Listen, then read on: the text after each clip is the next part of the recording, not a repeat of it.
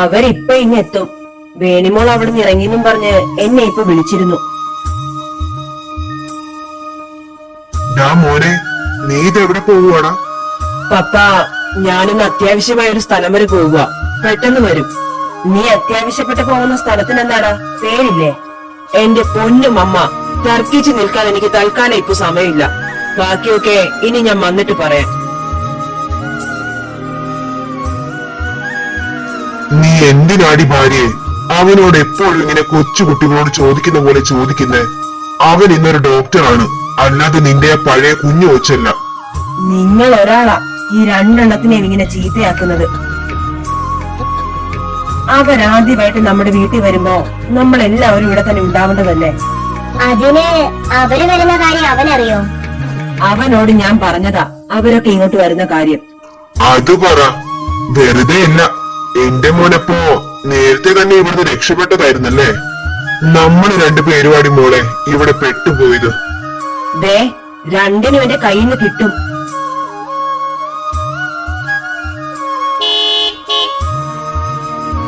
അവരിതേ വന്നു എന്നാ തോന്നുന്നത്.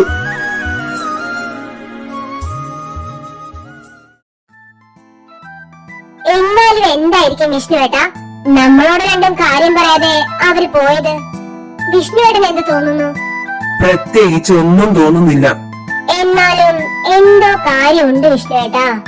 ഋതു, നിനക്ക് വേറെ പണിയൊന്നും ഇല്ലെങ്കിൽ ഒന്ന് പോയേ. ഞാൻ പ്രാക്ടീസ് ചെയ്യാൻ പോകുക.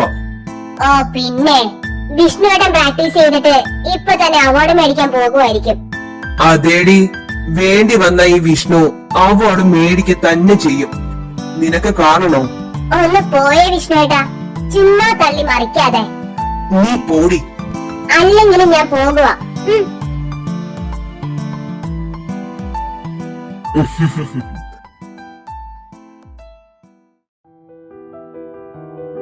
ആന്റി, ഞങ്ങള് വന്നത് വളരെ പ്രധാനപ്പെട്ട ഒരു കാര്യത്തെ പറ്റി നിങ്ങളോട് പറയാനാ. പക്ഷെ അതിനു മുൻപ് ഇവരാരൊക്കെയാന്ന് ഞാൻ പരിചയപ്പെടുത്താം. മമ്മ, പൂജയില്ലേ? പൂജയുടെ ചേച്ചിയും ഹസ്ബൻഡുമാണ് ഇവര്. സഞ്ജുവിനെയും പൂജമോളെയും എനിക്കറിയുന്നതാണല്ലോ. ഇവര് രണ്ടുപേരെയുമാ പരിചയമില്ലാത്തത്. അത് പിന്നെ നിങ്ങൾ അവിടെ വന്നപ്പോഴൊന്നും ഞങ്ങൾക്ക് അങ്ങോട്ടേക്കൊന്നും വരാൻ പറ്റിയിരുന്നില്ല. അല്ലായിരുന്നെങ്കിൽ നമ്മൾ നേരത്തെ തന്നെ പരിചയപ്പെട്ടേനെ. അല്ല, സന്ദീപ് എന്ത് ചെയ്യുന്നു? ആളെ കാണുന്ന പോലെയൊന്നും അല്ല പപ്പ, പോലീസാ. നിനക്ക് ഇവരുടെ കംപ്ലീറ്റ് ഡീറ്റെയിൽസ് അറിയാനോടി മോളെ? ഞങ്ങളെ ഇവര് കാണാൻ തുടങ്ങിയിട്ട് ഇപ്പൊ കുറച്ചായില്ലേ അല്ലേ മോളെ? അല്ല, വിവേകില്ലേ ഇവിടെ? അവൻ എന്തോ ഒരു അത്യാവശ്യ കാര്യമുണ്ടെന്നും പറഞ്ഞ് ഇപ്പതേ പുറത്തോട്ട് പോയി. കുറച്ചുകൂടെ മുൻപ് നിങ്ങൾ വന്നിരുന്നെങ്കിൽ അവനെ കാണാമായിരുന്നു. സന്ദീപേട്ടാ, എന്നാ പിന്നെ കാര്യം പറയായിരുന്നില്ലേ? ഞങ്ങൾ ശരിക്കും വന്നത് നിങ്ങളോട് സീരിയസ് ആയിട്ട് ചിലത് പറയാനും തീരുമാനിക്കാനുമായിരുന്നു. പൂജയും സഞ്ജുവിനെയും നിങ്ങൾക്ക് നേരത്തെ അറിയാലോ. പൂജ ഏറ്റവും ഇളയ കുട്ടിയാണ്. ഇപ്പൊ ജേർണലിസം ഒക്കെ കഴിഞ്ഞ് നിൽക്കും അവള്. അവൾക്ക് ഞങ്ങൾ കല്യാണമൊക്കെ നോക്കി തുടങ്ങിയപ്പോ അവള് തന്നെയാ ഇങ്ങനെ ഒരു ഇഷ്ടമുള്ള കാര്യം ഞങ്ങളോട് പറഞ്ഞത്. അല്ല, നിങ്ങൾ എന്താ ഈ പറയുന്നതെന്ന്? ആന്റി, പൂജമോൾക്ക് നമ്മുടെ വിവേകിനെ ഇഷ്ടവാ. അവര് തമ്മിലുള്ള കല്യാണക്കാര്യത്തെ പറ്റി സംസാരിക്കാൻ വേണ്ടിയാ ഞങ്ങൾ ഇപ്പൊ ഇങ്ങോട്ട് വന്നത്.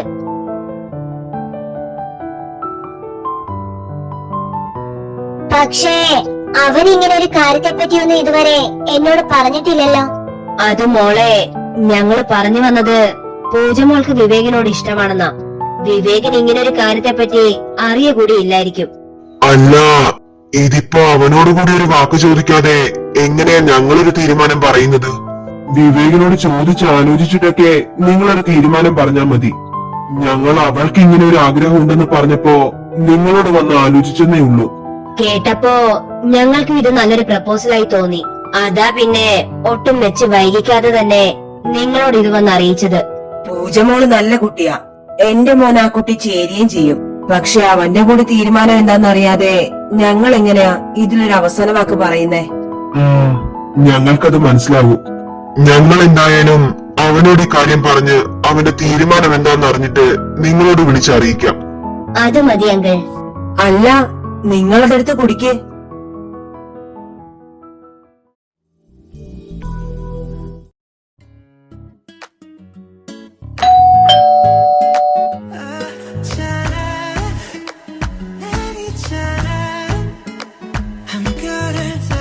അടിപൊളി. ഞാൻ ആരെയാണോ കാണണമെന്ന് വിചാരിച്ചത് അയാള് തന്നെ എന്റെ മുൻപിൽ വന്നല്ലോ. ഡോക്ടർ എന്താ ഇവിടെ? ആരാടി? ഹായ് വിഷ്ണു. ഇതാര്? വിവേകോ? അല്ല, ഒറ്റയ്ക്കേ ഉള്ളോ? ആ വിഷ്ണു, ഞാനൊന്ന് ടൗൺ വരെ വന്നപ്പോ ഇവിടെ കൂടി കയറി എല്ലാവരെയും ഒന്ന് കണ്ടിട്ടൊക്കെ പോവാന്ന് വെച്ചു.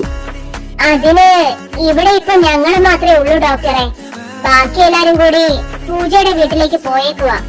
അതറിഞ്ഞിട്ട് തന്നെയാ മോളെ ചേട്ടൻ ഇങ്ങോട്ട് വന്നേക്കുന്നേ. അവിടെ എന്താ? ആവോ, ഞാൻ ചോദിച്ചപ്പോ വന്നിട്ട് കാര്യം പറയാന്ന് പറഞ്ഞു. അപ്പോ ഞാൻ ഇങ്ങോട്ട് വന്നത് വെറുതെ ആയെന്നർത്ഥം. അതെന്താടാ നീ അങ്ങനെ പറഞ്ഞേ? അവരിവിടെ ഇല്ലെങ്കിൽ എന്താ, ഇവിടെ ഞാനും ഋതുവില്ലേ? ഋതു, ഞാൻ വരുന്നത് വരെ നീ വിവേകിന് ഒരു കമ്പനി കൊടുക്ക്. എനിക്കിപ്പോ ഒരു സൂം മീറ്റിംഗ് ഉണ്ട് വിവേകെ, മാറ്റിവെക്കാൻ പറ്റാത്തതായി പോയി. അല്ലായിരുന്നെങ്കിൽ ഏയ് അതൊന്നും സാരമില്ല വിഷ്ണു. താൻ മീറ്റിംഗ് ഒക്കെ കഴിഞ്ഞ് പതിയെ വന്നാ മതി.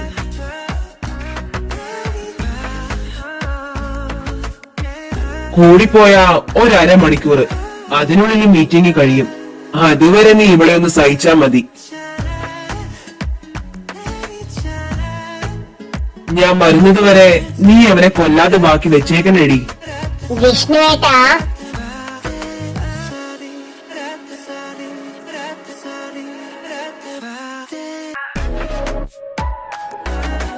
വീട്ടിൽ വന്ന ഗസ്റ്റിന് ഒരു കപ്പ് ചായയൊക്കെ തരാൻ കേട്ടോ തനിക്ക്. അയ്യോ ഞാനത് പെട്ടെന്ന് മറന്നുപോയി. ഡോക്ടർ ഇവിടെ ഇരിക്കെ, ഞാനിപ്പോ വരാം. ഉം.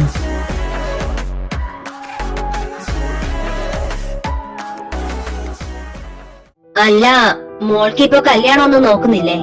നോക്കുന്നുണ്ട്. പറ്റിയ രണ്ടിന്റെയും കൂടി ഒരുമിച്ച് നടത്തണമെന്നാ ഞങ്ങൾക്ക്. അവിടെ നോക്കിയിരിക്കേയുള്ളൂ. ഞാൻ ഇപ്പോഴൊന്നും ഒരു കല്യാണത്തെ പറ്റി ആലോചിക്കുന്നേ ഇല്ല. തുടക്കം എല്ലാവരും ഇങ്ങനെയൊക്കെ തന്നെയാ പറയുന്നേ. ഇതുപോലെ കല്യാണമേ വേണ്ടെന്നും പറഞ്ഞു നിന്ന ആളാ പൂജമോളും. എന്നിട്ട് ഇപ്പൊ കണ്ടില്ലേ? അല്ല, ആ കുട്ടിയെ കൂടി കൊണ്ടുവരായിരുന്നില്ലേ? അവിടെ ഒറ്റയ്ക്ക് നിർത്തണ്ടായിരുന്നല്ലോ. ഏയ്, അവിടെ സഞ്ജു ഉണ്ടാന്റി.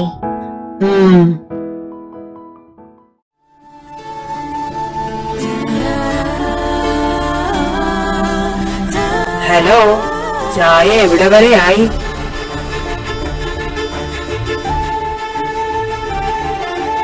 ഡോക്ടർ എന്തിനാ ഇങ്ങോട്ട് വന്നേ? ഞാൻ പിന്നെ അവിടെ ഒറ്റയ്ക്ക് ഇരുന്ന് എന്ത് ചെയ്യാനാ? അല്ല, ഞാൻ വന്നതെന്ന് വെച്ച് താൻ എന്തിനാണോ ഇങ്ങനെ ടെൻഷൻ ആവുന്നേ? ഏയ്, ഒന്നുമില്ല. ഞാൻ കാരണം താൻ ഇനി കൂടുതൽ ടെൻഷൻ ആവണ്ട. ഞാൻ പോയിന്ന് താൻ വിഷ്ണുവിനോടൊന്ന് പറഞ്ഞേക്ക്.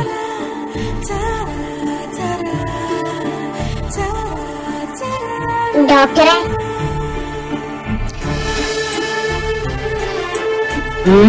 എന്താണോ? ഡോക്ടർ എന്തിനാ അതിനിപ്പോ പോകുന്നത്? ഞാൻ പോവാൻ പറഞ്ഞില്ലല്ലോ. അപ്പോ ഞാൻ പോകണ്ടെന്നാണോ താൻ പറയുന്നത്? ശരിക്കും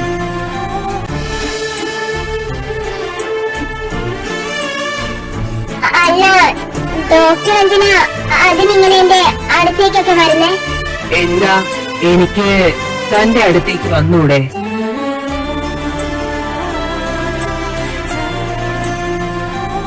ഡോക്ടറെ, തമാശ അല്ല കേട്ടോ. വിഷ്ണുവേട്ടൻ എങ്ങാനും വന്ന് കണ്ട എല്ലാം തീർന്നു.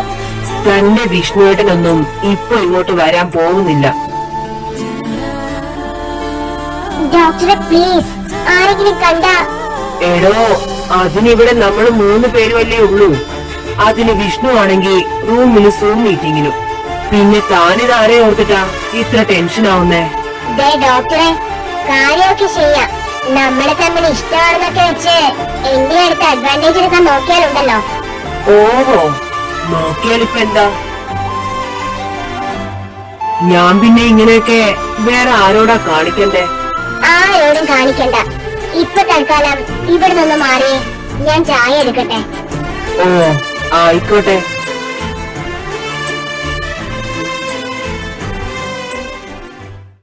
എന്നാ പിന്നെ ഞങ്ങൾ അങ്ങോട്ട് ഇറങ്ങിയേക്കുവാ. നിങ്ങളുടെ തീരുമാനം എന്താന്ന് ആലോചിച്ചിട്ട് ഞങ്ങളെ അറിയിച്ചാ മതി. അങ്ങനെ ആയിക്കോട്ടെ. ആന്റി ശരി എന്നാ. സാഹി പോട്ടേടാ. വിവേക് വരുമ്പോ അവനെ ഞാൻ തിരക്കിന്ന് പറഞ്ഞേക്ക്. പറയാം വേണിയേച്ചി. എന്നാ പിന്നെ ശരി, നമുക്ക് വീണ്ടും കാണാൻ അവസരം ഉണ്ടാവട്ടെ.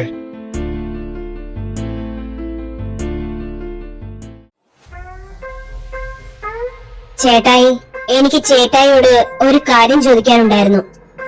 നീ ചോദിച്ചോ. ഇവിടെയുള്ള മറ്റാര് സമ്മതിച്ചാലും ചേട്ടായി ഇതിന് സമ്മതിക്കുമെന്ന് ഞാൻ ഒരിക്കലും വിചാരിച്ചതല്ല. എനിക്കറിയാം ഒന്നും കാണാതെ ചേട്ടായി ഇങ്ങനൊരു തീരുമാനം എടുക്കില്ലെന്ന്. എന്നോട് സത്യം പറ, എന്തിനാ സഞ്ജു ചേട്ടായി വിവേക് ചേട്ടനെ എനിക്ക് ഇഷ്ടമാണെന്ന് പറഞ്ഞതും മറുത്തൊന്നും പറയാതെ അതിന് സമ്മതിച്ചത്? നിന്റെ ഇഷ്ടമല്ലേ മോളെ നടക്കേണ്ടത്, അല്ലാതെ ഞങ്ങളുടെ ഇഷ്ടമനുസരിച്ച് നിന്നെ ഏതേലും ഒരുത്തന്റെ കയ്യിൽ ഏൽപ്പിച്ച നീ അവിടെ ഹാപ്പി ആയിരിക്കില്ല എന്ന് എനിക്ക് തോന്നി. എന്തിനാ സഞ്ജു ചേട്ടായി എന്നോട് കള്ളം പറയുന്നത്? മറ്റാരെക്കാളും നന്നായി സഞ്ജു ചേട്ടായി എനിക്കറിയാം. എന്നോട് സത്യം പറ, എന്താ സഞ്ജു ചേട്ടായിയുടെ മനസ്സില്? എന്റെ മനസ്സിലോ? തൽക്കാലം എന്റെ കുഞ്ഞനിയത്തി ഒരു കാര്യം മാത്രം ഓർത്താ മതി. ഞാൻ എന്തെങ്കിലും ചെയ്യുന്നുണ്ടെങ്കിൽ അത് നിന്റെ നല്ലതിന് മാത്രമാണെന്ന് നീ ഇപ്പൊ വിശ്വസിച്ചാ മതി. ഇല്ല സഞ്ജു ചേട്ടായി, ഞാൻ ഇതൊന്നും ഒരിക്കലും വിശ്വസിക്കില്ല. എന്ത് തന്നെയായാലും ഞാൻ അത് കണ്ടുപിടിച്ചിരിക്കും. അല്ലട ഋതു, താൻ ഇങ്ങനെയായ ശരിയാവില്ല കേട്ടോ. എങ്ങനെയായാ ശരിയാവില്ലെന്നാ ഡോക്ടർ പറയുന്നേ? അല്ല, പപ്പയും അമ്മയും എവിടുന്നേലും ഒക്കെ ഒരു പെണ്ണിനെ കണ്ടുപിടിച്ച് എന്റെ കല്യാണം ഉറപ്പിക്കുന്നതിന് മുൻപ് എനിക്ക് നമ്മുടെ കാര്യം അവരോട് പറയണമെന്നുണ്ട്. പക്ഷെ താൻ അതിലോട്ട് എന്നെ സമ്മതിക്കുന്നുമില്ല. തനിക്ക് എന്റെ മമ്മയെ ശരിക്കും അറിയാഞ്ഞിട്ടാ. മമ്മ എന്തെങ്കിലും ഒന്ന് തീരുമാനിച്ച പിന്നെ ആരൊക്കെ എന്തൊക്കെ പറഞ്ഞാലും ആ തീരുമാനത്തിൽ നിന്ന് ഒരടി പുറകോട്ട് വെക്കില്ല. ഡോക്ടറെ, ഞാനിപ്പോ എങ്ങനെയാ അതിന് സമ്മതിക്കുന്നേ? ഒന്നാമത് എന്റെ സ്റ്റഡീസ് ഒന്നും കഴിഞ്ഞിട്ടില്ല. അതിന് താനിപ്പോ ഫൈനൽ ഇയർ കഴിയാറായില്ലേ? ഇനി കൂടിപ്പോയാ 4-5 മാസത്തെ ക്ലാസ് കൂടിയല്ലേ തനിക്കുള്ളൂ. അത് മാത്രമല്ല, വേറെയും കാര്യങ്ങളുണ്ട്. ഞാൻ ഡോക്ടറിനോട് പറഞ്ഞതല്ലേ, എന്റെ വേണീച്ചയുടെ കല്യാണം കഴിയാണ്ട് ഞാനൊരു കല്യാണത്തെ പറ്റി ചിന്തിക്കൂടി ഇല്ലാന്ന്. അത് ഞാൻ മറന്നിട്ടില്ല. പക്ഷേ ഈ വേണിയേച്ചി അമ്പിനും ബില്ലിനും അടുക്കാണ്ട് ഇപ്പൊ കല്യാണമേ വേണ്ടെന്നും പറഞ്ഞിട്ട് നിൽപ്പല്ലേ. തനിക്കും അറിയാലോ അത്. അറിയാം. ദേ ഋതു, ഞാനൊരു കാര്യം പറഞ്ഞേക്കാം. എനിക്കെന്തായാലും അധികം നാള് നമ്മുടെ കാര്യം ഇങ്ങനെ നീട്ടിക്കൊണ്ട് പോവാനൊന്നും പറ്റില്ല. നല്ല പ്രായത്തിന് കല്യാണമൊക്കെ കഴിച്ചാലേ നമുക്ക് നല്ല ആരോഗ്യമുള്ള കുട്ടികളെ കിട്ടൂ. എന്തോന്ന് പറഞ്ഞത് കേട്ടില്ലേ താൻ? നല്ല പ്രായത്തിന് കെട്ടിയാലേ നമുക്ക് നല്ല ആരോഗ്യമുള്ള കുട്ടികളെ കിട്ടുള്ളൂ എന്ന്. മനസ്സിലായോ?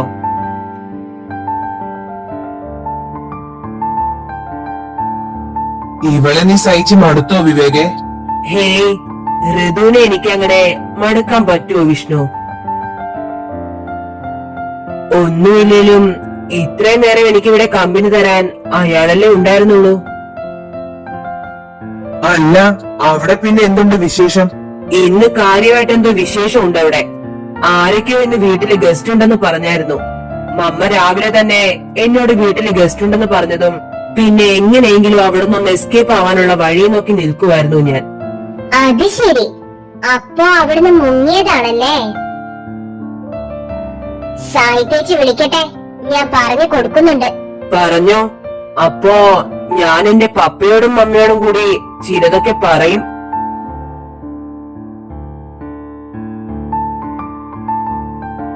എന്താടി അവൻ അങ്ങനെ പറഞ്ഞപ്പോ നീ ഇവിടെ നിന്ന് പരുങ്ങുന്നത്? ഒന്നുമില്ല.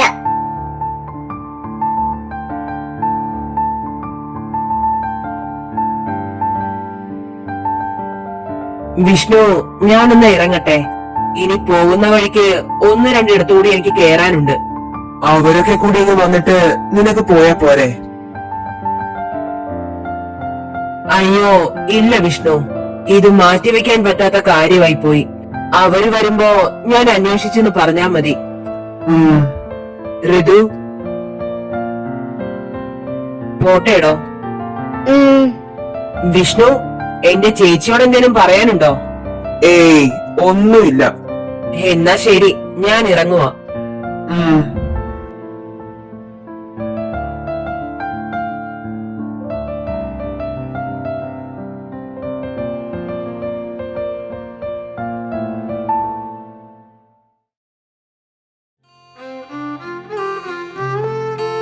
ഹലോ, എന്താണ് മാഡം, ബിസി ആയിരുന്നോ താൻ? ഞാൻ തന്നെ 2-3 തവണ വിളിച്ചായിരുന്നു. ഇവിടെ കുറച്ച് ഗസ്റ്റ് ഉണ്ടായിരുന്നു വിഷ്ണു, അതാ ഞാൻ ഫോൺ എടുക്കാതിരുന്നേ. എന്നിട്ട് ഗസ്റ്റ് പോയോ?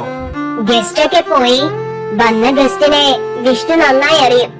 ഞാൻ അറിയാനോ? അതാരാണോ അങ്ങനെ ഒരു ഗസ്റ്റ്?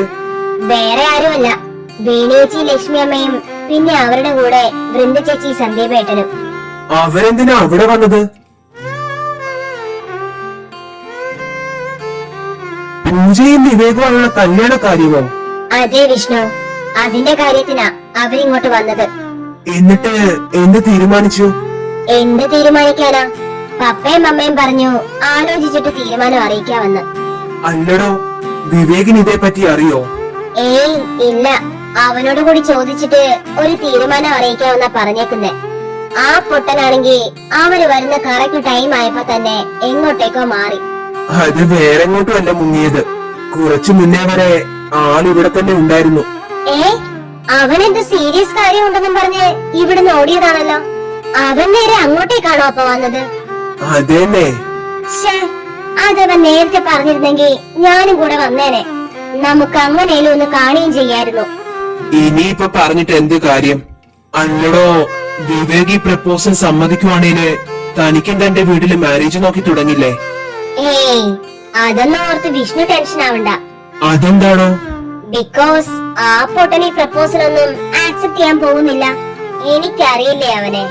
ഒന്നാമതേ പൂജ അവന്റെ ഒരു ടൈപ്പേ അല്ല.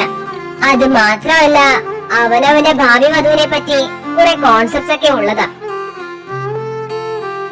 അതൊക്കെ വെച്ച് നോക്കിയാ ഇത് നടക്കാൻ ഒരു ചാൻസും ഇല്ല മോനെ. എന്തായാലും ഇനി വിവേക് എന്ത് തീരുമാനമെടുക്കുന്നു എന്നതനുസരിച്ചിരിക്കും നമ്മുടെ കാര്യം, അല്ലേടോ? ഒരു കാര്യം ഞാൻ പറഞ്ഞേക്കാം. എന്റെ വീട്ടുകാർ എനിക്ക് വേണ്ടി ഏതേലും ഒരു കോന്തനെ കണ്ടുപിടിക്കുന്നതിന് മുൻപ് നമ്മുടെ കാര്യത്തിൽ പെട്ടെന്ന് തന്നെ ഒരു തീരുമാനം ആക്കിയേക്കണം. എന്റെ പൊന്നു സാഹിത്യെ, താൻ ഇങ്ങനെ എന്നെ ടെൻഷൻ ആക്കല്ലേടോ. എന്തായാലും വേണിയേച്ചിയൊക്കെ ഒന്നിങ്ങ് വരട്ടെ. ഞാൻ കാര്യങ്ങളൊക്കെ ഒന്ന് ചോദിച്ചറിഞ്ഞിട്ട് തന്നെ വിളിക്കാം. ശരി, ഞാനെന്നാ ഇപ്പൊ കോള് വെക്കുക. ഓക്കേടോ. ഋതു, ഡി ഋതു. ഓ, എന്താ വിഷ്ണുവേട്ടാ? ഡി, ഞാനൊരു കാര്യം പറയാം, അത് കേട്ടിട്ട് നീ ഞെട്ടരുത്. ആദ്യം വിഷ്ണുവേട്ടൻ കാര്യം പറ, അത് കേട്ട് കഴിഞ്ഞ് ഞാൻ തീരുമാനിക്കാം ഞെട്ടണോ വേണ്ടയോ എന്ന്. എന്നാ നീ കാര്യം കേട്ടോ. നമ്മുടെ പൂജയില്ലേ, അവളെ എന്തിനാ സന്ദീപേട്ടൻ വന്ന് കൂട്ടിക്കൊണ്ടുപോയെന്ന് നിനക്കറിയോ? എടി, അവൾക്ക് കല്യാണം ആലോചിക്കാൻ വേണ്ടിയാടി.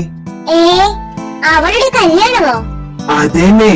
ചെക്കനാരാന്ന് അറിഞ്ഞു കഴിയുമ്പോഴാ നീ ശരിക്കും ഞെട്ടാൻ പോകുന്നത്. അതെന്താ, എനിക്കറിയാവുന്ന ആളാണോ? നിനക്ക് മാത്രമല്ല, നമുക്ക് എല്ലാവർക്കും നന്നായി അറിയാവുന്ന ആളാ. അതാരാ വിഷ്ണുവേട്ടാ അങ്ങനെ ഒരാള്? പറയട്ടെ ഞാൻ? ഒന്ന് പറയുന്നുണ്ടോ വിഷ്ണുവേട്ടാ? വേറെ ആരുമല്ല, എന്റെ ഭാവി അളിയൻ, നമ്മുടെ വിവേക്.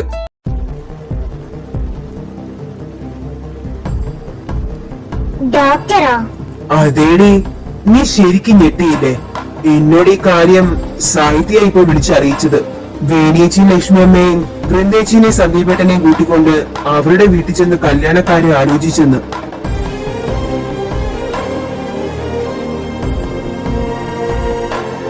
എന്നിട്ട് ഡോക്ടർ എന്ത് പറഞ്ഞു?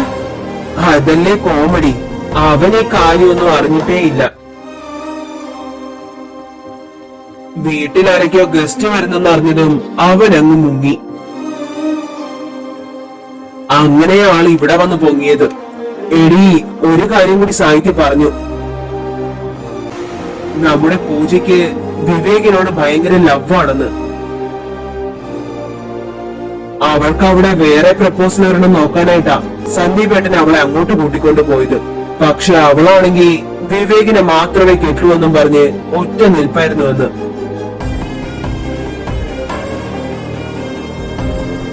അല്ലരുതു, നിന്നോട് അവൾ എപ്പോഴെങ്കിലും വിവേകിനെ അവൾക്ക് ഇഷ്ടമാണെന്നുള്ള കാര്യം പറഞ്ഞിട്ടുണ്ടോ? ഇല്ല വിഷ്ണുവേട്ടാ. കള്ളി, ആരോടും പറയാതെ അപ്പൊ കൊണ്ടു നടക്കുമായിരുന്നു. എന്തായാലും ബാക്കി കാര്യങ്ങളൊക്കെ ഇനി വേണിയേച്ചയൊക്കെ വന്നിട്ട് അറിയാം. ഉം.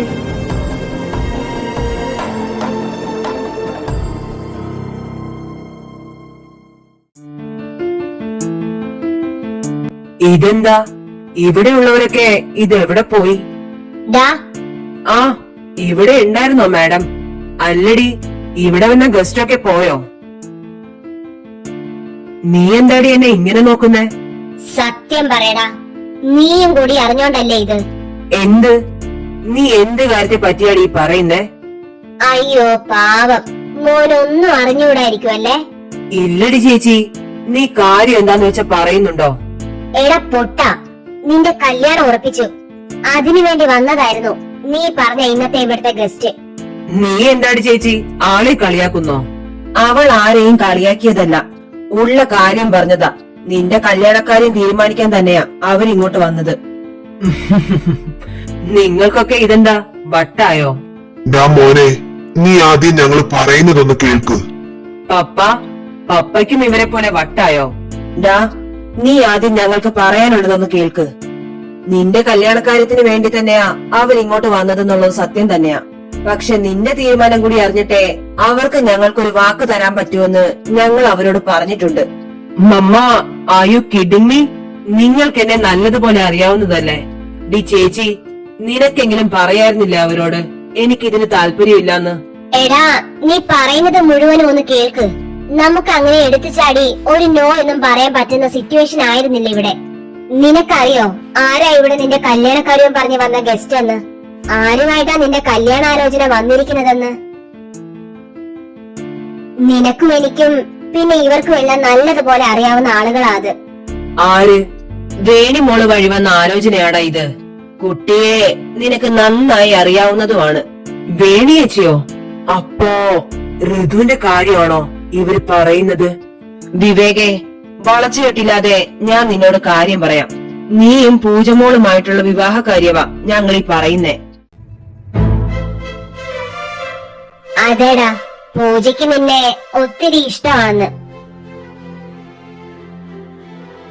അതിന്റെ പേരില് അവള് നിന്നെ അല്ലാതെ വേറെ ആരെയും കല്യാണം കഴിക്കില്ല എന്നൊക്കെ പറഞ്ഞ് ഒരേ നിർബന്ധമാണെന്നൊക്കെയാ ആ വൃന്ദേച്ചി പറഞ്ഞത്. എന്തായാലും ആ കുട്ടി നല്ലൊരു മോളാ. നീയുമായി വല്ല ചേർച്ചക്കുറവൊന്നും തോന്നിക്കില്ല.